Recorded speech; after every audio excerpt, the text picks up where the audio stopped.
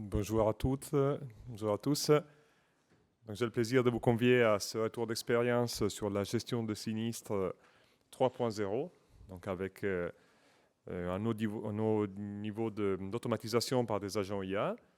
Donc, Cloud Temple, sponsor de CapIT, a le plaisir d'inviter Ilwin. Donc, on peut se présenter, je crois. À toi l'honneur. Bonjour à toutes et à tous. Donc Xavier Vacari, je suis vice-président chez Elwin Technologies. Donc Elwin, c'est spécialiste de l'IA. On va vous montrer quelques éléments qu'on peut faire avec nos plateformes et Cloud Temple. Donc, ravi de partager la parole avec Juliano. Merci. Donc, Julien Nepoliti, je suis le directeur de la cybersécurité de Cloud Temple. Cloud Temple est un fournisseur de cloud qui a mis au cœur de sa stratégie la sécurité et la conformité. Donc, nous sommes qualifiés Secnum Cloud, qui est le plus haut niveau de qualification en France, qui garantit la souveraineté de données.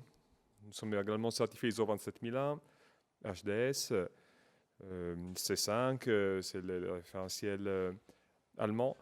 Et donc Cloud Temple fait partie du groupe Neuron, qui fait partie des plus grosses ESN en France, et a la capacité d'accompagner ses clients, pas seulement sur l'hébergement, mais aussi sur des projets de transformation numérique de bout en bout, notamment à travers le partenariat avec des éditeurs innovants et spécialisés, très pointus sur l'IA dans le cas du LUIN.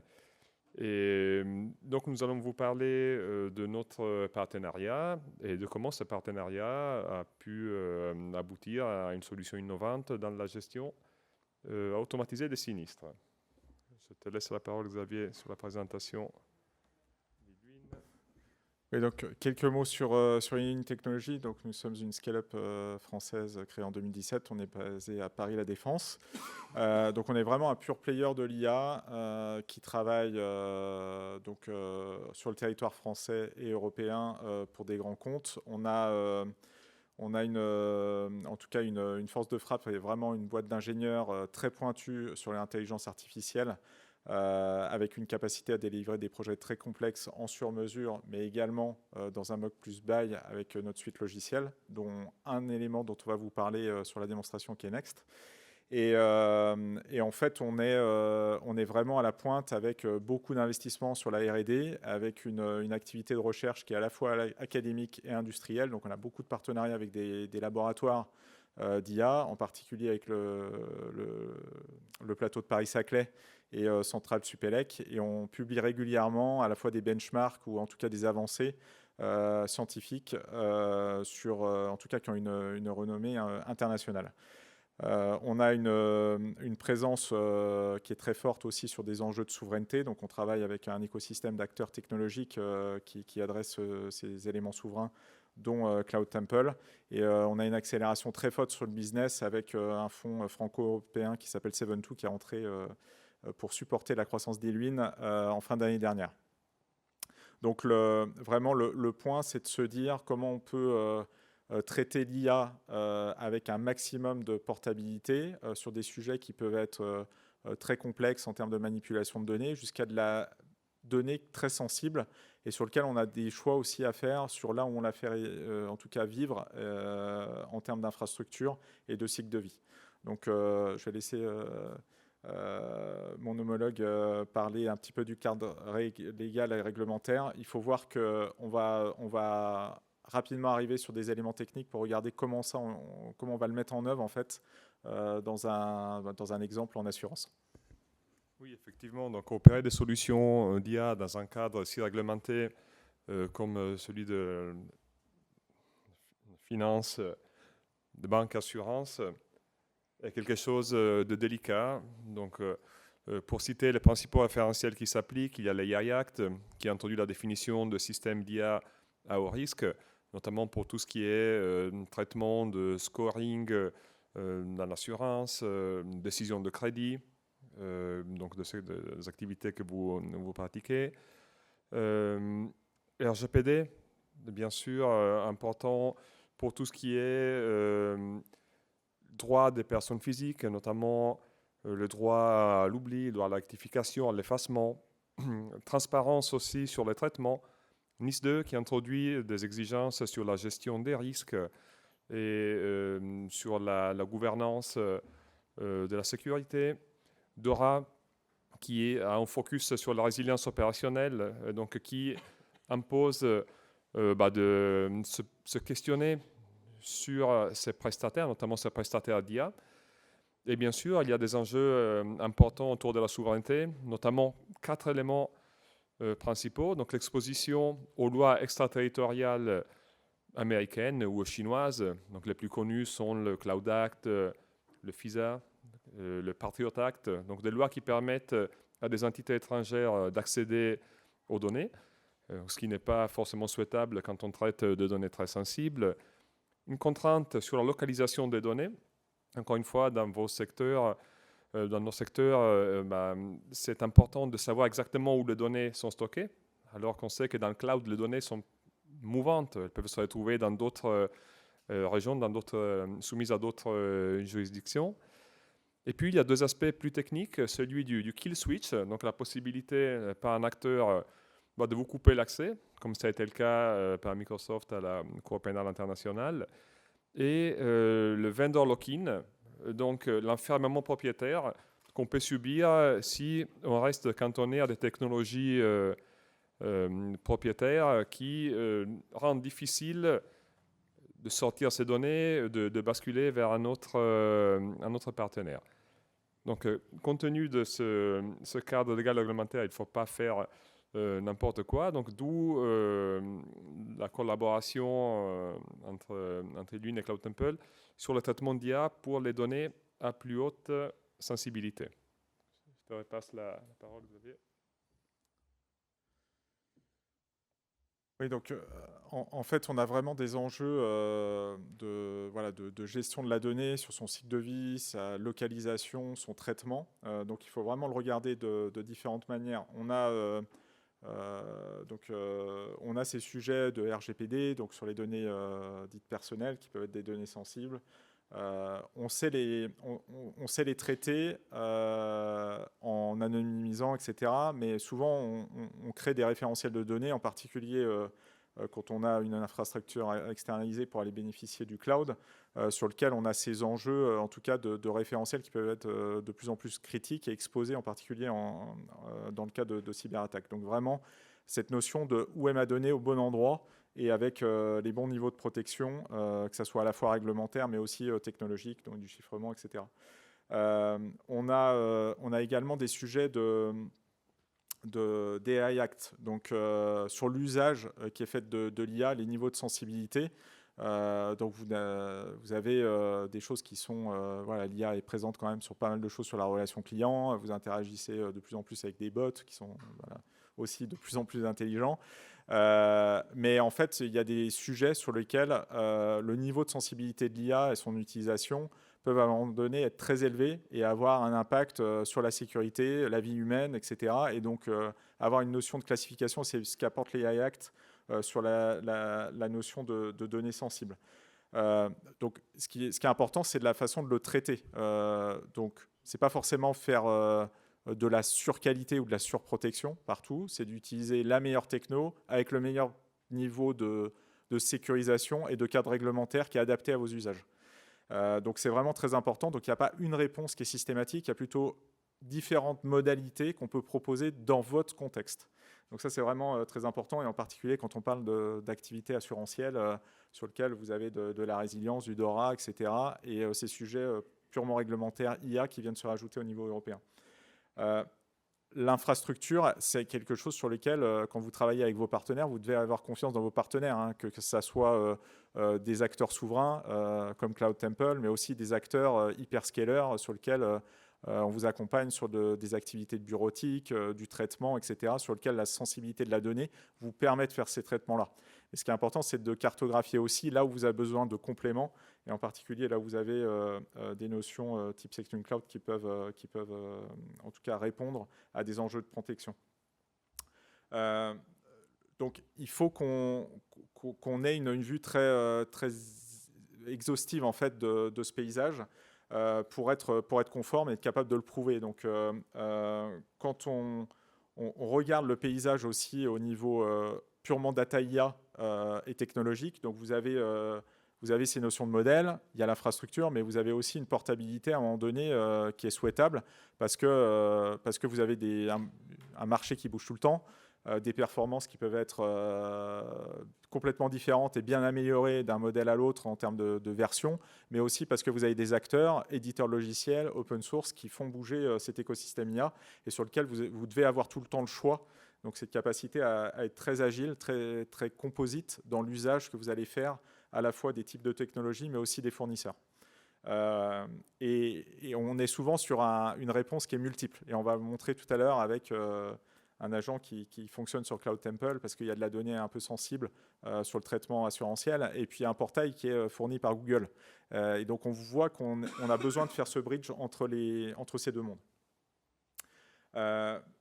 C'est important aussi sur la partie AI que j'ai mentionné de détecter les usages parce qu'il y a le cadre réglementaire, comment on y répond par de la traçabilité, de l'audit, etc. Mais comment on le monitore, c'est aussi un élément essentiel et sur lequel plus on va aller sur des choses qui sont autonomes, avec de la donnée non structurée, multimodale, plus ça va être complexe si on n'est pas bien outillé.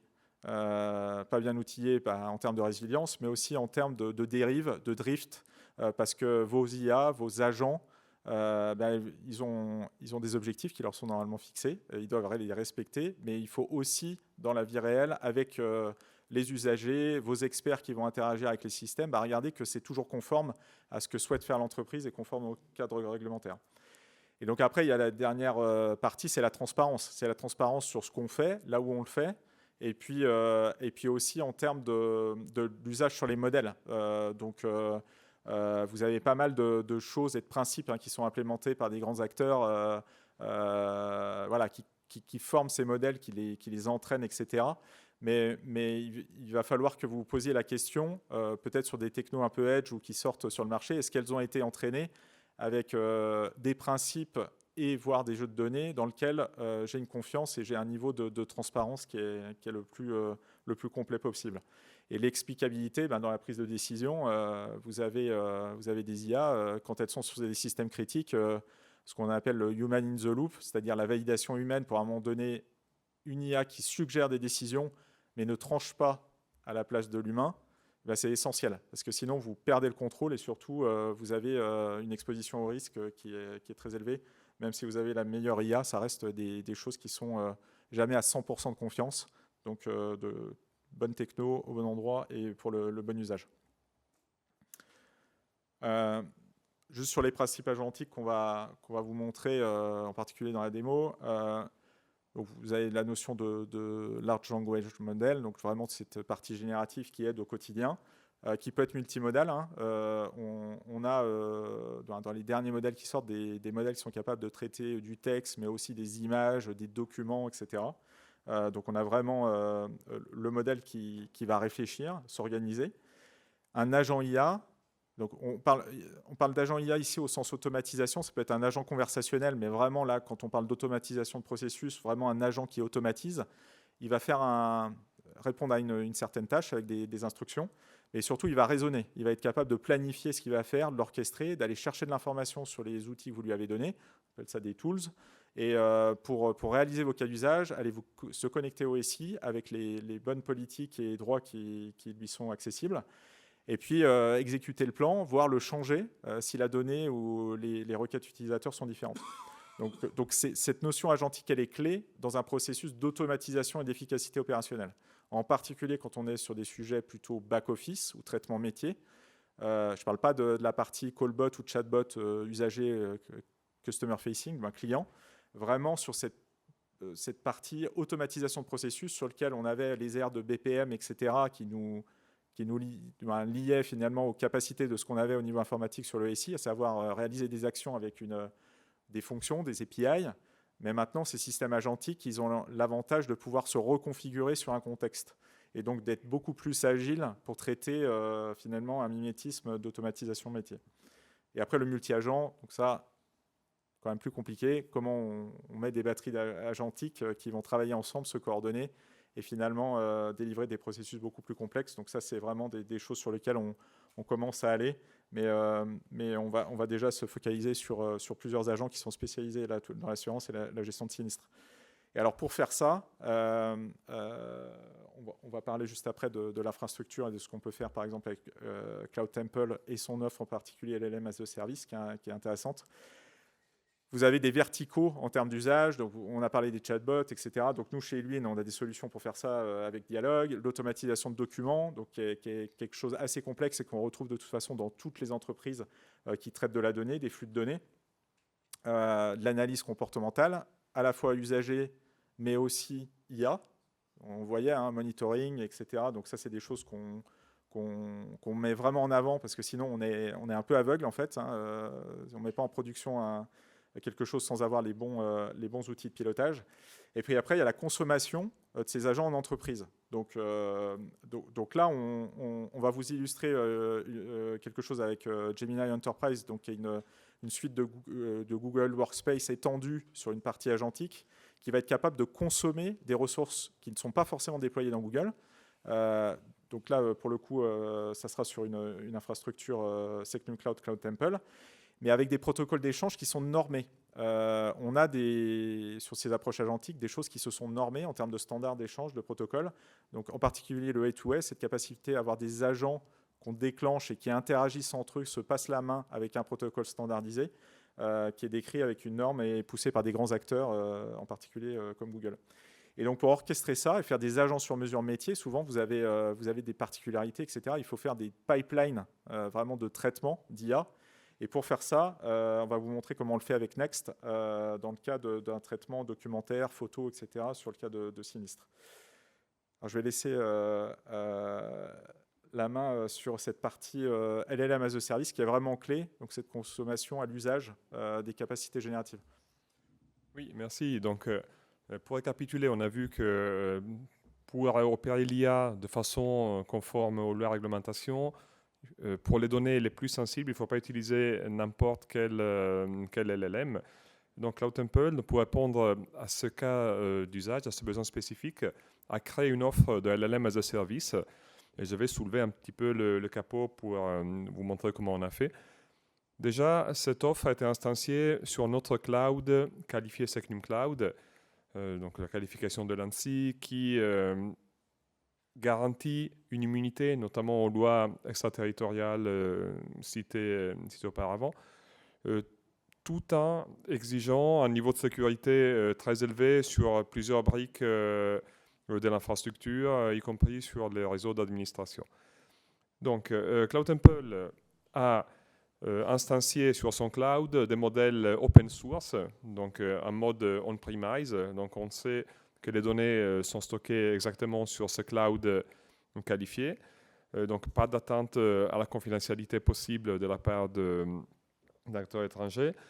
On a à ce jour 46 modèles, dont nous assurons une sélection rigoureuse. On a toute une pipeline de vérification au niveau de la chaîne d'approvisionnement des modèles pour nous assurer que les modèles qu'on instancie, ils répondent à certains critères de qualité et de sécurité. Et après, pour aller un petit peu plus loin, je peux vous citer les principales règles de sécurité qui ont été implémentées pour assurer la sécurité de ce service au-delà de la qualification Secnum Cloud.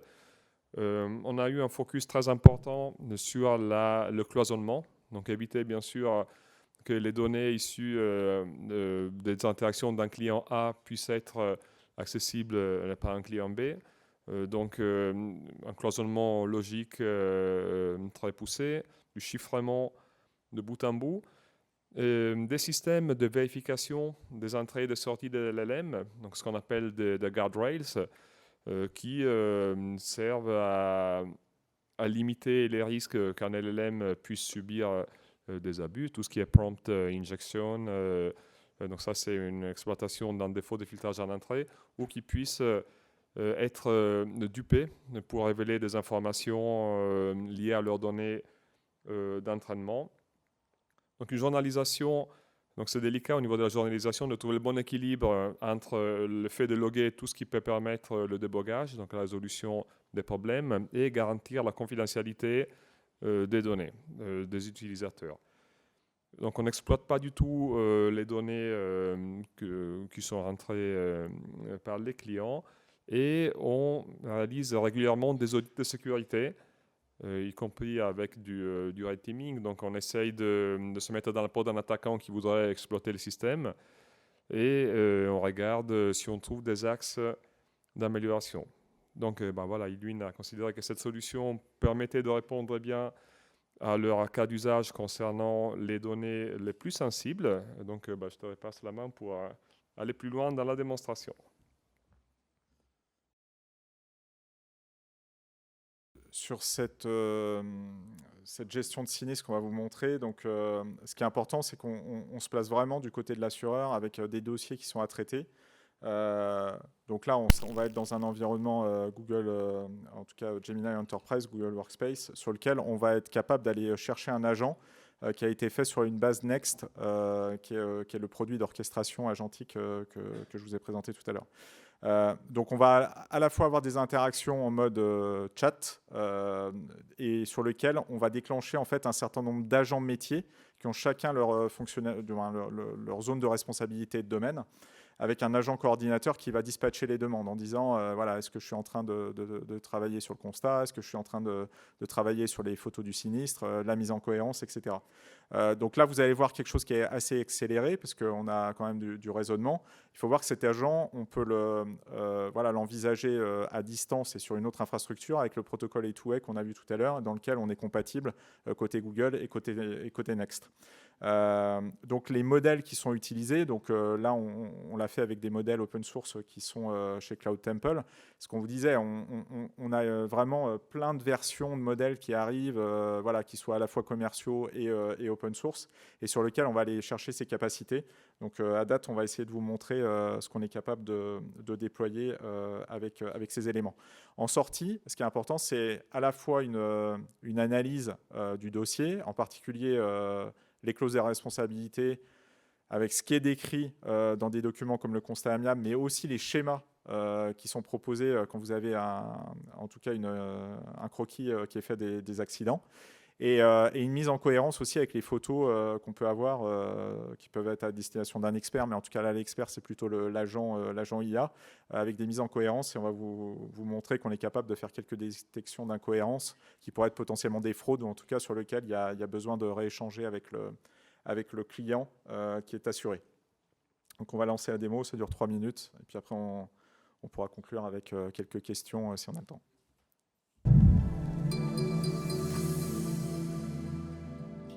Bienvenue dans cette démonstration de la plateforme Iluin Next, l'interface d'intelligence artificielle consommable directement depuis Gemini Enterprise.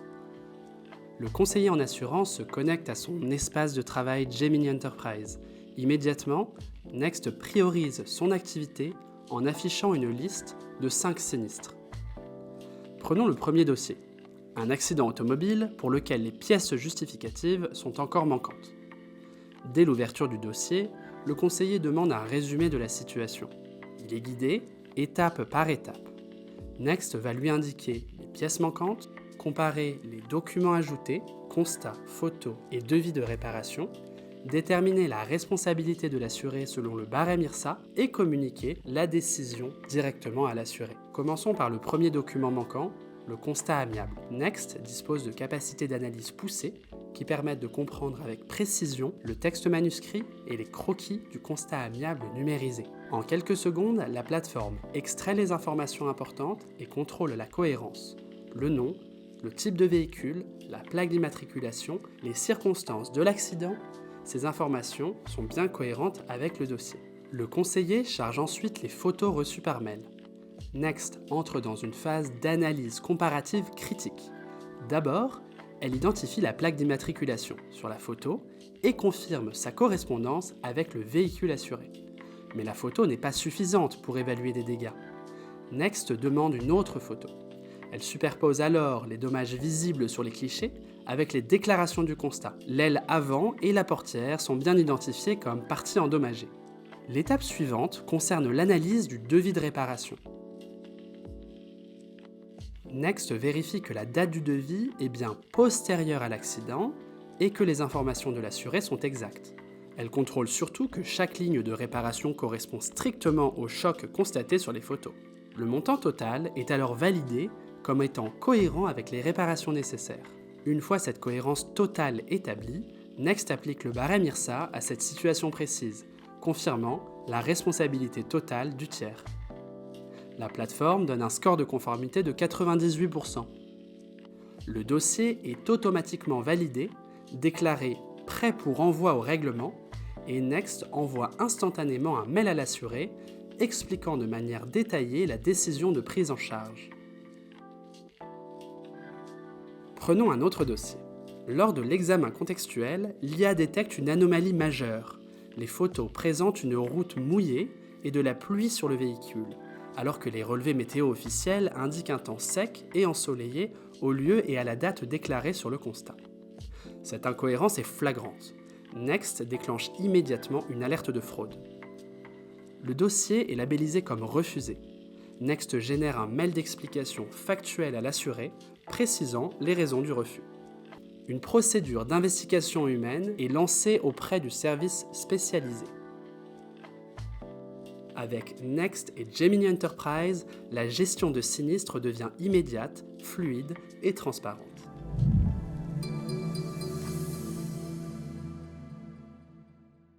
Oui, donc merci pour votre attention. Donc en guise de mot de la fin, on va rappeler certains concepts clés à retenir. Donc la sensibilité des données doit déterminer le modèle d'IA ou les modèles d'IA qu'on peut utiliser pour rester dans un cadre réglementaire. Pour les données les plus critiques, il faut envisager l'utilisation d'IA souveraine, donc pour lesquelles il n'y a pas un risque de confidentialité lié à l'application de lois à portée extraterritoriale. Donc les plus connus, je l'aurais dit, étant les lois américaines et les lois chinoises. Après, voilà, il y a quand même un trade-off, un compromis à opérer. Forcément, comme je vous le disais tout à l'heure, dans le cas de CloudTemple, nous avons intégré des modèles open source à notre plateforme. Et forcément, ces modèles ont un petit temps de retard par rapport aux modèles de frontières, au dernier modèle sorti par Google, Anthropic ou OpenAI. Donc, cela doit être pris en compte. Et nous considérons que la collaboration entre ILWIN et CloudTemple illustre la possibilité de tirer parti du meilleur de deux mondes, d'utiliser des modèles conformes à la réglementation et réussir à proposer de la valeur, donc avec des cas d'usage innovants. Je te laisse le mot de la fin, si tu veux, Xavier. Oui, donc merci Giuliano. Le point clé, c'est vraiment ce qu'on disait un petit peu en introduction sur ce sujet de souveraineté, c'est d'avoir le choix. Le choix de vos fournisseurs, le choix de l'implémentation avec différentes technologies et infrastructures que vous devez mettre en œuvre. Et puis surtout par rapport à vos usages. Là, on a vu avec cette offre SecNumCloud LLM as a Service de CloudTemple, on a accès en fait à des capacités d'IA générative sur un environnement SecNumCloud à la demande, ce qui est sur le marché encore unique. Voilà, donc nous on aime bien ça parce que ça permet aussi aux clients de les accompagner sur leur déploiement et leurs usages versus une infrastructure plus dédiée sur lequel il vous faut un certain nombre de use cases pour en tout cas arriver à l'amortir et en tirer le meilleur parti. Donc voilà, donc on est vraiment sur une réponse très composite, à la fois technologique, mais aussi dans l'usage de l'IA que vous allez faire, mixer les modèles, mixer les fournisseurs, et avec, bien entendu, la sensibilité de données et la réglementation comme sous-jacent pour y répondre. Voilà, donc merci à tous.